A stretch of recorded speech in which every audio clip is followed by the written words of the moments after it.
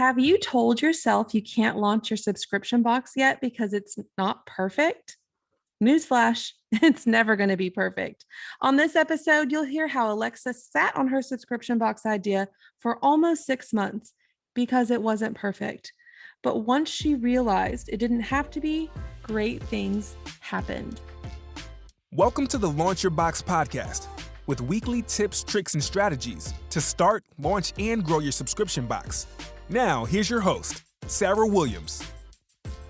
Hey, everybody. I've got a super fun episode for you today. I'm here with Launch Your Box member, Alexis, who's talking about progress over perfection. I know a lot of us get tripped up in that, but you're going to hear Alexis's story today, and I know it's going to inspire you to move forward. Alexis, say hi to our listeners. Let them know, what is your business? What do you do? What is your box all about? Welcome to the podcast. Hey, Sarah. Thanks for having me. And hey, everyone. I'm Alexis, and I own Purposeful Indulgence, which is a DIY. We have a website. We sell DIY kits and home decor, handmade and designed DIY kits and home decor. And recently, we launched our very first subscription box called Creative Indulgence. And Creative Indulgence is all about the blend between a DIY kit and a trip to the craft store. So you get a little bit of DIY and you get a little bit of build your stash fun tools and embellishments that are a surprise. So a definite indulgence for yourself. I love that. So when I get your box, like, what is actually inside? When you say build your stash, do you have like ribbon or tools, or what's in there? So every month you get at least one DIY kit and at least 5 tools. Now, I'm known for being a little extra, so I kind of got a packet full. But so for our first month, we had 2 DIY kits that we actually just did in a live Facebook group last night together. And then we had all kinds of little goodies that surrounded around the theme of bees. So we had little bees to put on things and coordinating ribbon and fabric and just a little of this and that if you had to go to the store and purchase it yourself, you'd spend $200 buying a whole bunch of stuff to make 3 projects, where you have little things to add to a whole bunch of different projects that were a surprise to you. And you don't have to store all the extras. Yeah, and I love that, because it's not just all the items you need for that one project, but you're giving them things that they can use on lots of different projects, right? Yes. Awesome. Well, I love that. I love your box, but I really want to talk with you today. And I know that my listeners are going to hear this from you today, really about on the topic of just moving forward when we get stuck. I know that things typically in our lives or in our businesses, they feel like they need to be perfect before we can launch them, before we can show somebody, before we can do something. But what I love about your story is how you've overcome that feeling. Let's take them on a little timeline back into your journey. You've been on this journey for a little while now, and I want them to really understand the series of events that happened for you, and then where we are today with the subscription box. So let's just take them back on your little timeline. So in December of 2015, when I turned 35, I finally had 2 little boys that didn't need diaper changes and all that stuff anymore. And I was really craving a creative outlet. And I'd always kind of had an entrepreneurial spirit. So my husband took me to a handmade arcade. And from there, Purposeful Indulgence was born in January of 2016. It was like, I was so inspired, and I was like, this is what I need to do. And so I started out sewing, and I did that mostly for local customers for about 3 years. And then in August of 2019, I pivoted and started offering home decor.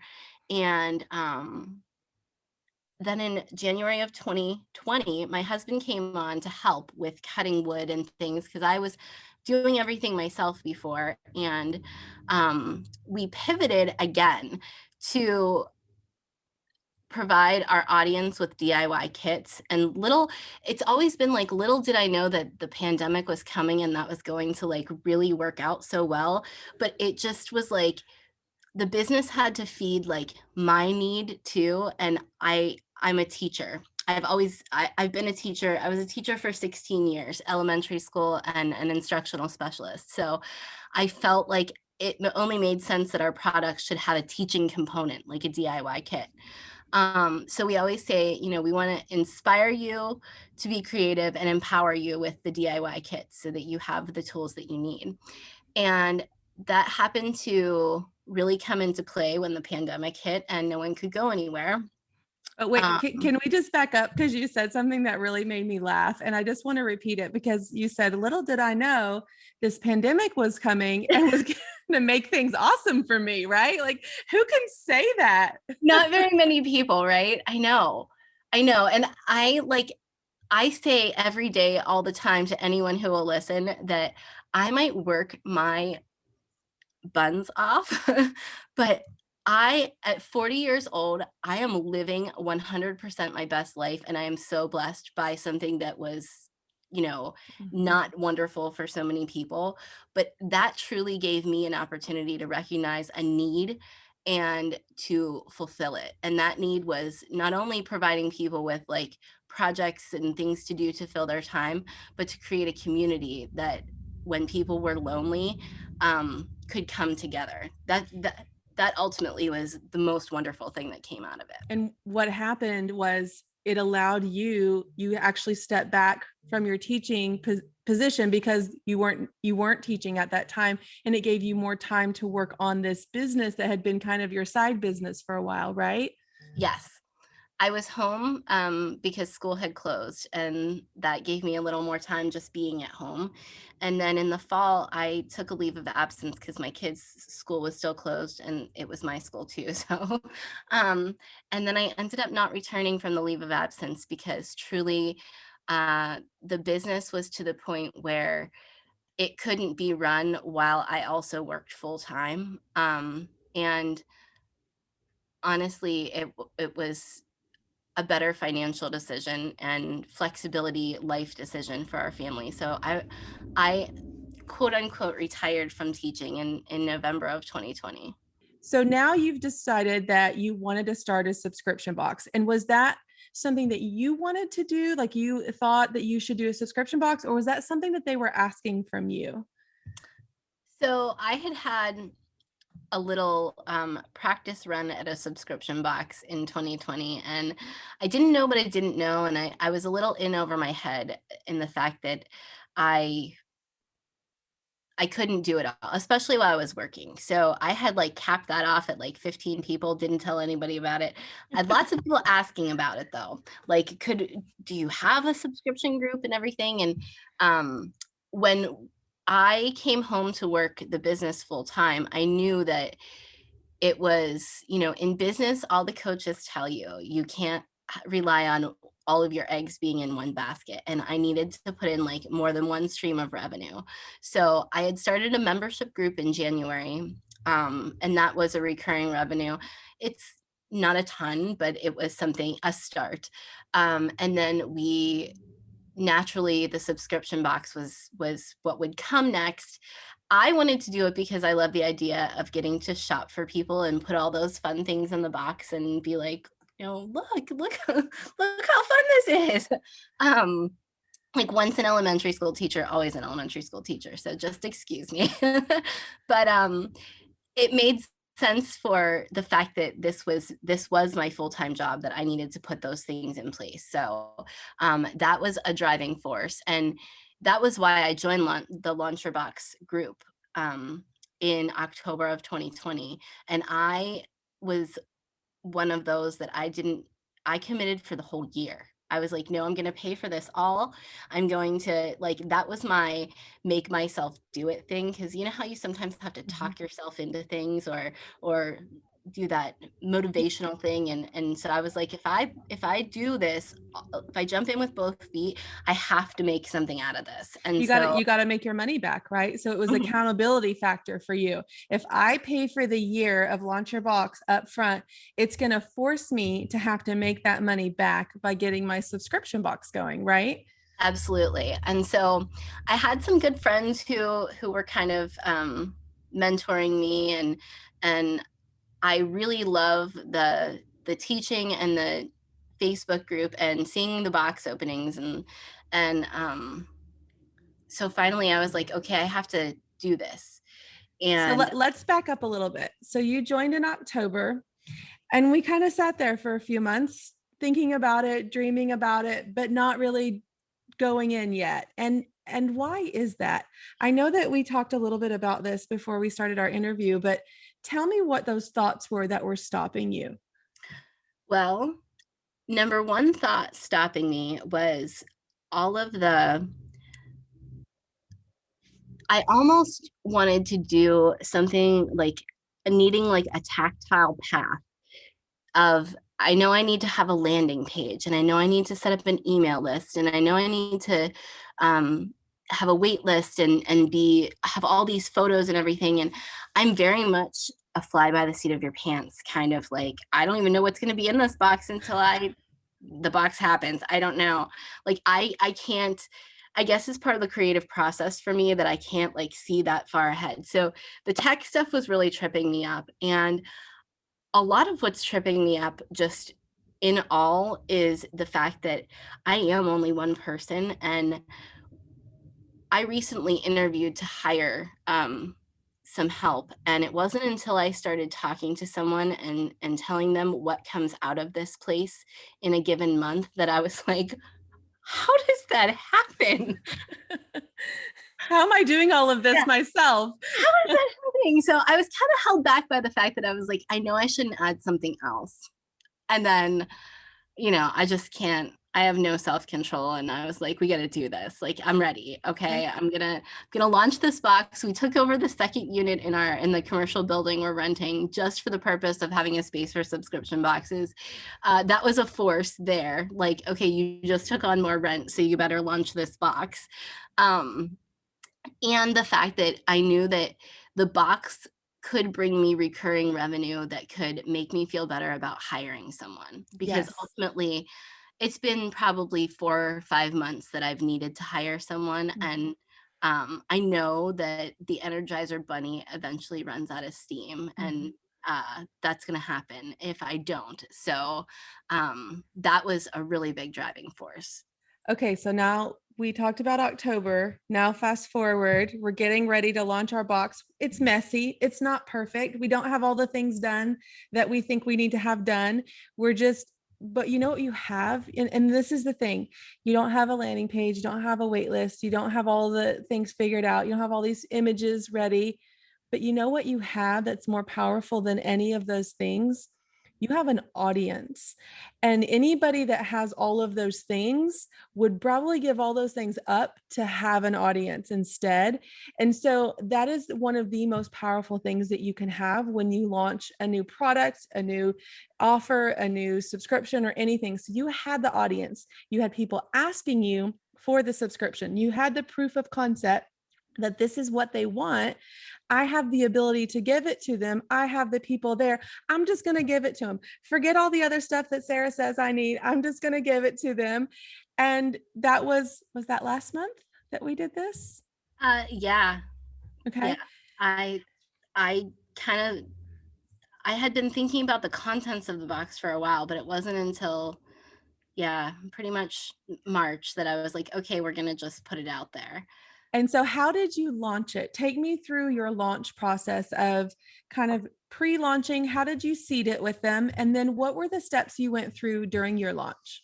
So I mentioned the subscription box like here and there when I was live and in my membership group, and just kind of like building the buzz, but not like any kind of commitment, like of when it was coming. Oh, it'll be here this spring, and it was always in the back of my mind. Well, then I was nervous about the whole process. So what I did ended up being probably the best marketing aspect that I had. I offered DIY virtual workshops in March, and I packaged those workshops like they were subscription boxes. Like, so instead of just kits, like all the little things were in like cute paper bags and had a bow on them, and all the stuff that like our brand, I guess, is known for. the little extra details. So I really put them into the kits. They had inserts and all the stuff that you would get with a subscription box. And it kind of gave me the process. Like it let me practice and think about what I would do for the main box. And the process of making so many at once, that was something too that's totally a learning curve. Um, and they went out and they were like a crazy big hit. And I actually Yes. sold out and then had to re-offer the party the first month. And then this month I did 2 more because everyone loved them, but then I also did the subscription box, and people were like they were so excited to get their hands on. They had seen what was coming in the workshops, um, and knew that it would be Just as like good. yeah, Mhm. you could only get the kits in the workshops if you were in the workshop. Like they weren't otherwise available on the page. And we talked about how the kits in the subscription box would be exclusive. So they kind of had a taste.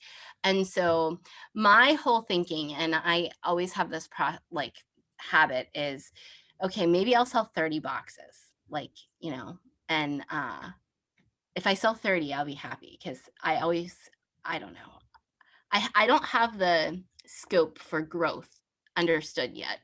And so my friend Carol from Be Inspired Market, she said, no, you have to like 51. I really think 100. And I was like, I don't know, Carol. So I was like, okay, I'll order the more stuff and I'll go for 100. So then I got on the page and all I did was talk about the box, and I didn't even have anything in the box. It was empty with the label on the front of it. But they don't need to know that, right? They This didn't is know. yeah.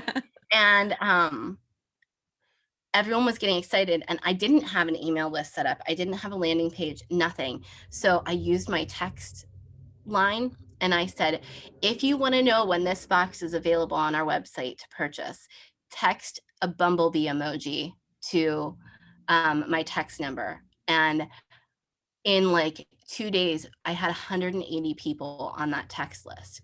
And I was like, uh-oh, uh-oh, I'm gonna run out of boxes. And so it was like, okay, if you can get 50 more, get 50 more. So I'm scrambling, ordering fabric and everything, and get 50 more. And so we finally, when we launched and I closed at 142. 142 on your very first messy, imperfect, I don't have all my stuff together, Sarah launch. That's what we did with a messy launch. Oh yeah. Yeah. I love it. Oh, and I'm so excited because here's what's happening for you. You have been seeding this for a while, right? You've been talking about it for a while. You're giving them a taste of it with your kits. You're giving them a taste of it with your virtual parties. And so they already knew what to expect. They already loved your things. They already loved everything about you. So it was like the next step, the next piece to this business model that you're creating. And so now you've got 142 people signed up for a monthly subscription. And I know sometimes that can feel overwhelming, like I have to do this again. But what's not going to feel overwhelming is when those payments hit your bank account, because that's going to stabilize your revenue and it's going to keep building month after month after month, and you're going to keep growing and growing. And I know that something in your notes that we were talking about was how you might feel that your subscriber thought it was unfinished or imperfect. And I want you to tell me your feelings behind that. Why did you feel like it wasn't perfect? Even when you done the test run in March, why did you feel that this box wasn't ready or wasn't perfect yet? Okay. So Sarah, you have kids, right? Yep. I I engaged my 2 little boys. They are 8 and gonna be 12, in helping, and a lot of times they will help by building boxes. So they were building the subscription boxes, and, it wasn't until I went to pack them that I was looking at the boxes and I'm like, "These look like they were already beat up by the post office. Like, what is going on with these boxes?" And they were not staying together, and, like, they looked like they had been, like, mushed or something. And I'm like, oh my goodness, this is my first box, and people are gonna look at these and be like, ew, I don't want to another box from her. And I was so, I had to put tape on top of them, and that was ugly. And I had myself in such a tizzy over what the outside of the box looked like. And I was like, well, this is it. All of this All of this for nothing. for nothing. It's This is it. gone. The boxes are just going to be, well, I was about 80 boxes in when I realized they built the boxes inside out. Oh no. And that's why they looked like mush. So I was looking at the pile and I was like, Alexis, don't do it. Don't do it. Because I thought for a second that I might like to take all those boxes apart that I had just packed and put them together the right way. And then I was like, oh, Grace, you got to give yourself some grace and it's going to be okay. Like my husband's like, it's okay. The post office will beat them up anyways. They'll never even know. Like, okay. So I was really worried about that. And then the boxes were a little larger than the contents, but it was one of those, I didn't know what I didn't know when I was ordering, like spatially. So I was worried about stuff shuffling around. Here's my thoughts on all this. We will get in our head over the smallest detail of our boxes. I am the exact same way. You could ask all my employees that I'm the exact same way. And I think there's people listening right now that are like, oh my gosh, this is me too. But it doesn't matter what didn't turn out the way you thought it was going to. It doesn't matter what you did or did not have, your idea that this would look like or feel or be or whatever the case may be. But what matters, and this is what we talk about a lot inside Launch Your Box, the stuff doesn't matter. It's the experience that you're creating for your subscriber. That's all that matters. It's that connection between you and them. And when they open this box, when they feel like they're part of something special, that's going to keep them coming back. It doesn't matter that the boxes were folded inside out. It doesn't matter that there's extra space in there. Any little minute detail that is important to you is not going to be important to them. And I think that you saw this, right? When the boxes shipped out, what kind of feedback did you get back? People were really excited. Like, I did a very simple insert of like how you could share. And I had lots of people posting selfies and I've received like unboxing videos. Like I had said, like, I'll put an extra surprise in your box next month if you send me an unboxing video. And I thought like, oh, I have something in mind I'm going to use. I don't even have enough of them now because so many people are doing little videos to unbox their goodies. So it's that part of it is like, it's almost, I know the process by now that I'm going to get myself in a tizzy of, oh my gosh, this is going to go out and everyone's going to hate it and no one's going to buy this. Or, I mean, when you're a creative, I feel like that's like a natural thing when you go to put something out into the world. But the positive feedback that we've gotten on the boxes and the excitement and they can't wait to see what comes next. And really one thing that I learned was that I had a certain audience in mind whenever I created the box, but that wasn't necessarily all the audience that bought the box. And so when we were even in the private group last night, which is so cool because they get to take all the extras in their box and make things and then share it in the private group and be inspired by each other. And that just like is fuel for creativity, I guess. I love that. But I realized that people from all stages and levels of creativity and DIY and know-how are part of this. And it really became so much more than just the subscription box and just the physical stuff. And to me, that's like the most rewarding part of all of it.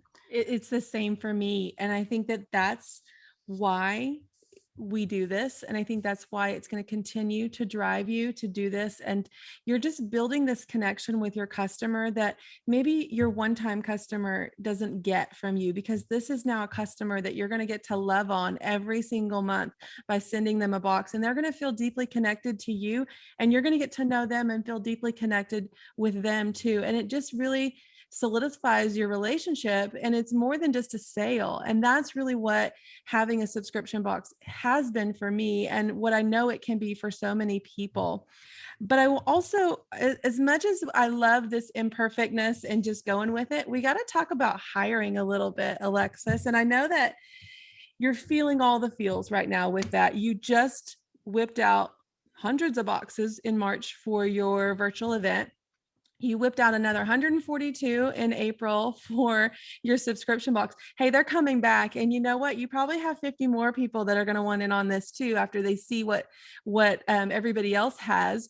So how do you keep planning growth when you're doing this all by yourself? And that's, I want to chat with you about that, because I know there's people listening that kind of feel the same way. Like, how many can I handle on my own? And can I just do it on my own?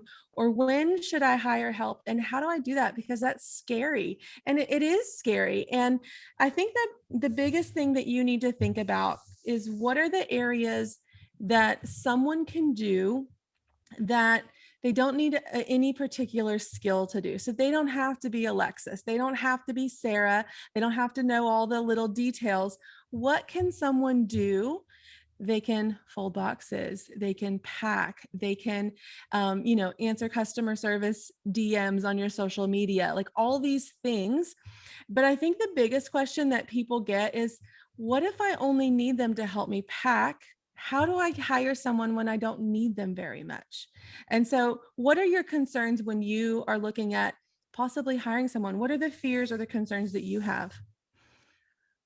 I think, and this goes back to being a teacher, I think it's in my head are the expectations I would have for someone. And I always have very high expectations, but before I hire someone, because we are like a legit business, and this isn't like, I'm do I need to have like a handbook? Do I need to have policies in place? Like all that kind of stuff that I'm like, what if I don't have that? And then later on I need it. And that, again, just like the landing pages. This is what I'm hearing. They're my I was just going to say that. Like, I feel like this is why we put the launch off. Here's what we're not going to do, Alexis. We're not going to wait 3 or 4 months to hire someone because we think we have to have an employee handbook. Here's some tips that I would give for you, because I was in the same situation when I hired my very first employee, and now I have a dozen employees. So when I hired my first employee, I was at the point in my business that I needed help, but I was so new into business, I still really wasn't paying myself a regular paycheck.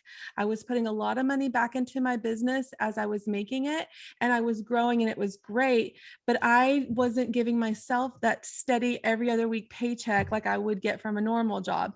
So my mindset was, well, why would I give somebody else a steady paycheck when I'm not even paying myself? And so that held me back for a really long time. What happened was I had a complete meltdown one night when I could see these Christmas orders that were not going to get done. And there was just no more hours in the day to do them. And I didn't know what else to do. And so my friends were all helping me. We were trying to get it done. But you know what? This wasn't a new problem. It wasn't that I needed someone to help me get through Christmas. I needed someone all the time, but I couldn't see that because it was so deep into my business. So what I did was I hired someone temporarily. I was very nervous about it. I want to like someone that I got to work with all day long. I want to know if they have fit for me. Like, am I going to get along with them? Are they going to see things the way I see them? Are they going to be able to do the things the way I want to do them? And so I hired someone with 30-day. I'm going to hire you for 30 days. So you can hire someone in a temp position. You can make it 30 days, 60 days, 90 days.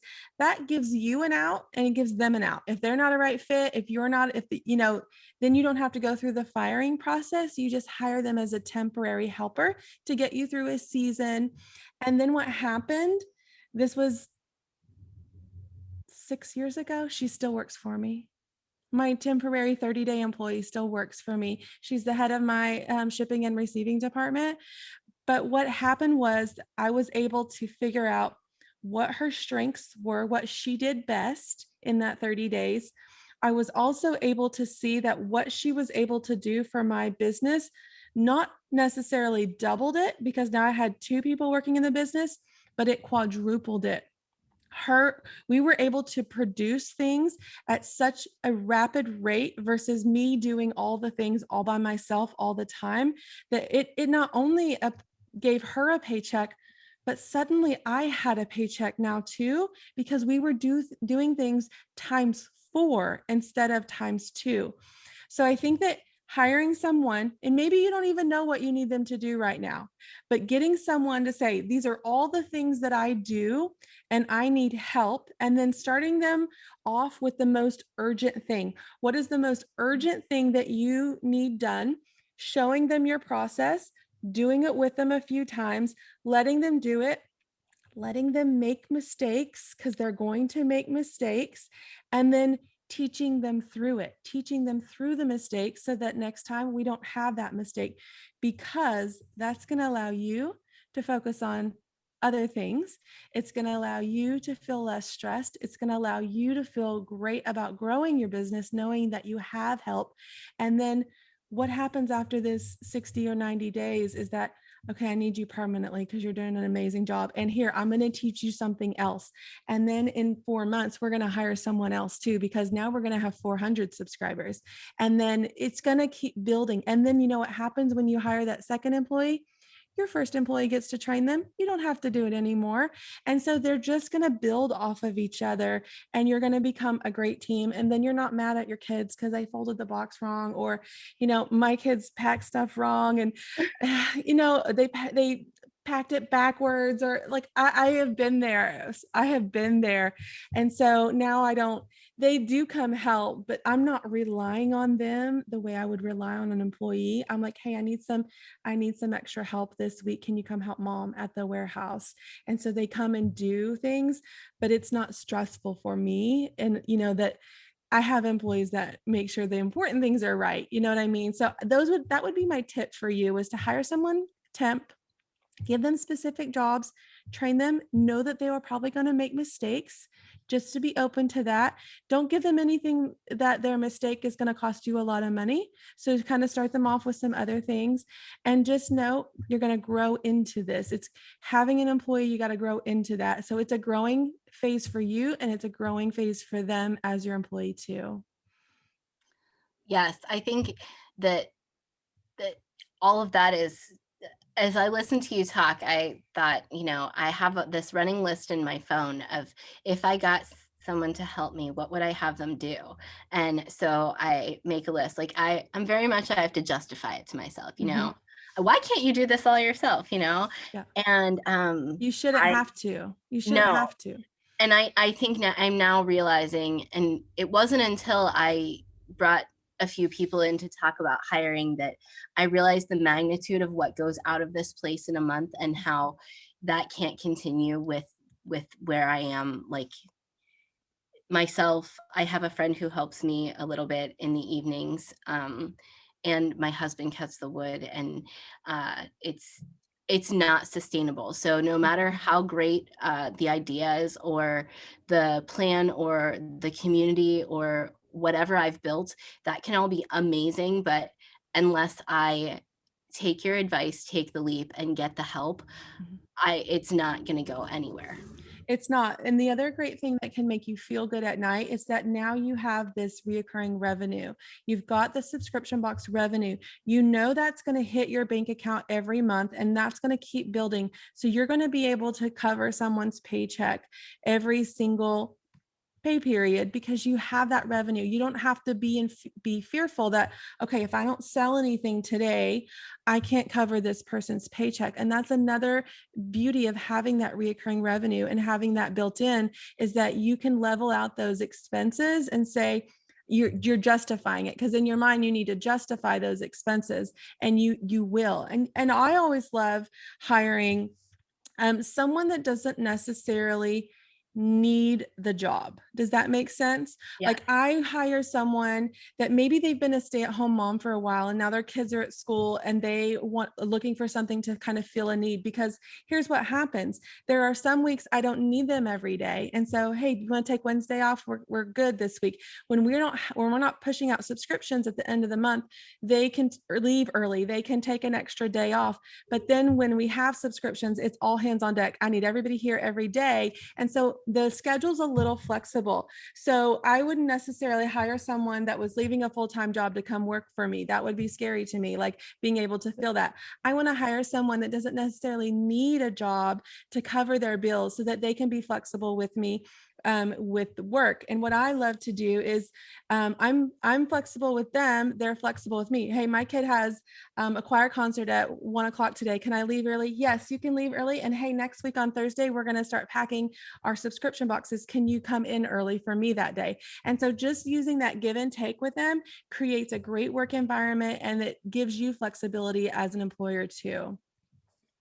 I like that advice. I had even said that to one of the ladies that I talked to is a mom like me. Mm-hmm. And I said, in the summer, we can look at the weather for the week and say, well, these 3 days it's going to rain. So we're going to do like more hours those days. And those 2 days it's going to be really nice. So maybe we'll take them off, Yes.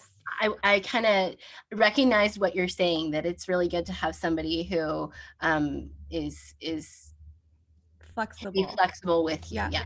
Yeah. Alexis, I know that there are people listening right now that haven't started their subscription box. They're sitting on the fence. What advice would you give them to get going on your subscription box? Get going on your subscription box, probably. Period. Yes. I think that if you take all of the excitement that you have for wanting to do the box and whatever your idea is behind it, and you let that fuel you to make that box come to fruition, whether it's like a launch of a whole bunch or a launch of just a few, just making that first step, I think is one of the biggest challenges, to just do it. And then you can recognize all the things that you didn't know so that you can make the improvements. Like, have a growth mindset and make the leap, build the box, put it out there, and then make corrections if you need to. It's only going to get better no matter what, right? It doesn't have to be perfect. It can be a mess, right? Because you just got to do it. And then inside out. Yes. I feel like this is the reoccurring advice that every one of my guests gives. Just do it and figure it out. Alexis, thank you for joining me on the podcast today. I know your story is going to inspire so many people. If they want to come follow you, where can they find you? You can find us on Facebook. Our page is Purposeful Indulgence. We're on Instagram at Purposeful Indulgence and Pinterest. And we'd love to have you. Awesome. Thank you so much. Thanks for having me, Sarah.